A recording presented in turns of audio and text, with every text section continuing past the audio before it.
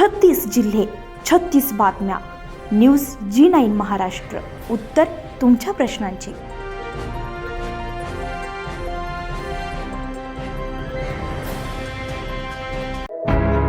छत्रपती संभाजीनगर प्रतिनिधी देऊळगाव बाजार तालुका सिल्लोड येथे दिनांक 10 डिसेंबर रोजी सेंद्रिय शेती व गो आधारित शेती यावर शेतकरी मेळावा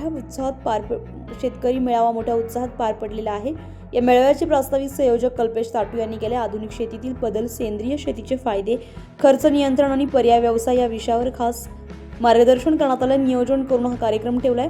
रासायनिक खतांवर खर्च मोठा, गोपालन हा पर्याय रासायनिक खताच्या वाढता खर्च लक्षात घेता शेतकऱ्यांनी गो आधारित शेती, गोपालन व दुग्ध व्यवसायाकडे वळलं पाहिजे असं सांगितलंय. गोपालनातून मिळणाऱ्या गोमूत्र आणि गोबरापासून उत्तम दर्जा हा सेंद्रिय खते, जैविक कीटकनाशक तयार करता येत आहे. संभाजी पाटील यांनी सांगितलंय. त्यावर भर देण्यात आलाय. शेतकऱ्यांनी कृषी योजनेचा फायदा घेऊन सुधारित शेती करावी. फळबाग लागवड अनेक योजनांतर्गत सेंद्रिय खतांसाठी विभागीय उपाययोजना, जमिनीची पोत सुधारणे अशा विविध गोष्टींच्या यामध्ये मार्गदर्शन कृषी विभागाकडून घेण्यात यावे असं आवाहन त्यांनी केलंय. LD ताटू अध्यक्ष शिवराणा सेवा यांनी आगळ्या वेगळ्या शैलीतून मार्गदर्शन केलंय.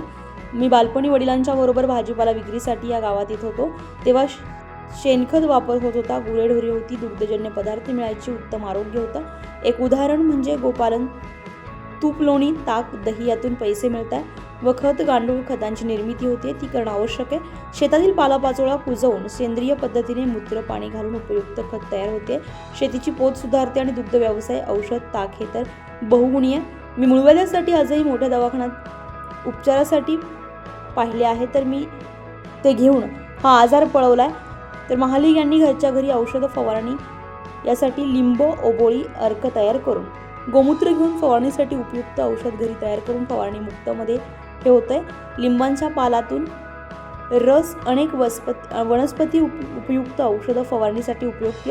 या कार्यासाठी आभार प्रदर्शन अशोक दादांनी केले. सूत्रसंचालन गणेश शेळके यांनी केले. संयोजक कल्पेश ताटू आणि नारायण उटाडेकर यांनी यावेळी सुदाम गोमलाडू, बडू बैनाडे, शंकर पाकळ, कबीरचंद्र ताटू, संजय ताटू, मनोज राजपूत, जादू ताटू, शेकडो शेतकरी सहभागी झाले होते.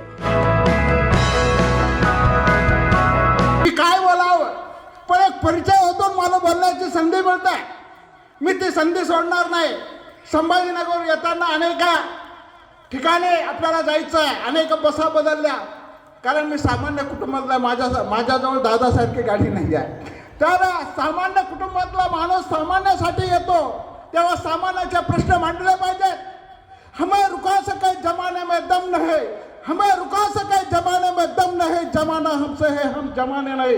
ही शेतकऱ्याची जात आहे, ते कधी वाकणार नाही, कधी मोडणार नाही. एकीकडे हा खुर्शी जो कार्यक्रम ठेवला, खुर्शीचा मेळावा जो ठेवला, खऱ्या अर्थानं हा वर्षातून 2-3 वेळेस व्हायला पाहिजेत. वेगवेगळ्या बियाण्या व्हायला पाहिजेत, वेगवेगळी शेतीविषयी सल्ला यायला पाहिजे. पण योगायोगानं मी पहिल्यांदा ह्या देऊळगावमध्ये हा खुर्शीचा मेळावा आमच्या पुतण्या याने घेतलं, म्हणून मला धावत पळत यावं लागलं. त्याच्याबरोबर नारायण आहे. नारायण कोणीकडे असतो, सगळीकडे असतो. असा हा खुर्शी मेळाव्याला त्याने बिगर राजकीय मेळावा केला आणि सगळ्या लोकांना बोलावलं, खुर्शी अधिकाऱ्यांना बोलावलं, सगळ्या व्यवस्थापनाला बोलावलं, ज्यांना अनुभव आहे त्यांना बोलावलं.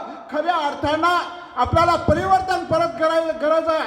मी उदाहरण सोडेल की ज्यांना मूळव्याध झाला, माझे बंधू मुंबईला होते आणि ते म्हणाले मला मूळव्याधसाठी दाखवायचं आहे. माझे बंधू KR ताटू येथे आहे, कमल नाईन हॉस्पिटलला मी गेलो. 200 लोक ढुंग घेऊन पळत होते इंजेक्शन द्यायला. कशाचं? मूळव्याधसाठी पळायचं होतं. मी बघू लागलो, मग बंधू बघा म्हणजे काय भानगडे लोक पळतायत. मी याच्यावर विश्लेषण केलं आणि त्या मूळव्याधाला नेमका आजारपणावर काय मात केला. योगायोगानं, दुर्दैवानं मलाही मूळव्याध झालं. पण त्या मूळव्याधावर मी शेतकऱ्यांची आठवण मला झाले आणि शेतकरी त्याच्यावर मात कसा करतो आजारावर मी शोधलं. तर मला ताक जर पिला तर मूळव्याध नष्ट होतो, इंजेक्शन द्यायची गरज नाही, ऑपरेशन करायची गरज नाही. हा प्रयोग मी माझ्यावर केला. म्हणजे त्या गाय मातेचं जे दूध आहे, तूप आहे, आपण तर तसंच देतो ताक, कारण आम्हाला माहित आहे, मी खेड्यातला आहे. ते ताक आपण वाटून देतो शेजारा पाजाला. त्या तागाचा गुणधर्म असा आहे की त्या औषधीमध्ये सर्व उत्तम आहे. त्या तागानं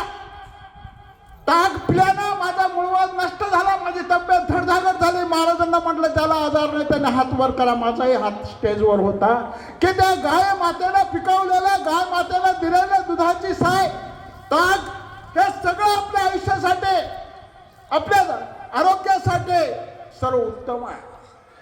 ह्या सर्व उत्तम गोष्टी आपण भुलतोय.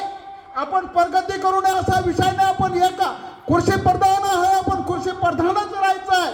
त्याच्याबरोबर ह्या खतांना आपण खुर्शी अधिकारी यांनी सांगितल्याप्रमाणे कुजवायचं, रुजायचं, शेतातला पाला पाचोळा आपल्याला तो दाबायचा आहे आणि त्याचा कुजणं म्हणजे शेती उत्तम पद्धतीनं पिकणं.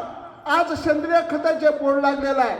काही लोक डुप्लिकेट हे सेंद्रिय खत म्हणून आपलंच गावरान गहू म्हणून विकतात आणि त्याला 5-5, 10-10 हजार रुपये पाकिट. आमच्याच एरियात पुंडलिकनगर भागात सेंद्रिय खत, सेंद्रिय पीक म्हणून आपल्याला गहू, बाजरी, ज्वारी ठेवतात. खऱ्या अर्थानं ते मिक्स आहे, पण पैसा कमवतात, नाव सेंद्रिय देतात, पण खऱ्या अर्थानं सेंद्रिय जर केले त्याला भाव पण मिळतो. आणि जसा भाव ज्यांना मिळत नाही, पण सेंद्रिय आधारित जी खेती आहे, शेती आहे, त्याला भाव तर मिळतोच, आरोग्य मिळतं. आणि आपलं शेतकरी राजा दुसऱ्याचं आरोग्य जपणारा राजा, हा देणारा राजा, हा सगळ्यांना ताणणारा आहे. देशात एकमात्र उंच मानलेला सगळ्या भारत. तुमच्या गुगलवर भाकरी डाउनलोड कधीच होणार नाही. किती ॲप येऊ द्या, किती काही येऊ द्या, तो शेतकरी पिकवणार तुमची भाकर.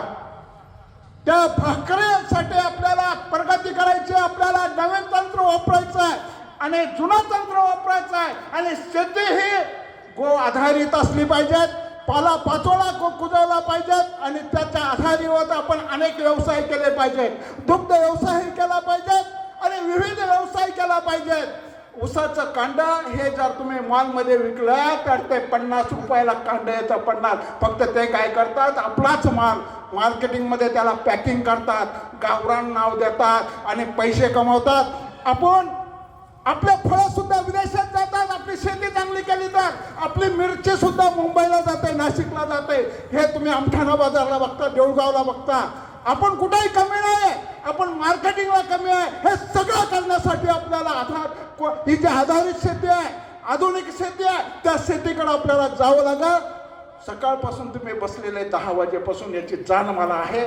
म्हणून मला अधिक बोलायचं नाही आहे. आपण विकसित व्हावं, आपण प्रगती करावी आणि आमच्यासारख्या लेकराला फार आनंद होईल. एवढं बोलून या ठिकाणी थांबतो. जय महाराष्ट्र, जय हिंद, जय भारत. न्यूज जी9 महाराष्ट्रासाठी धरमसिंह बोट, छत्रपती संभाजीनगर, गंगापूर.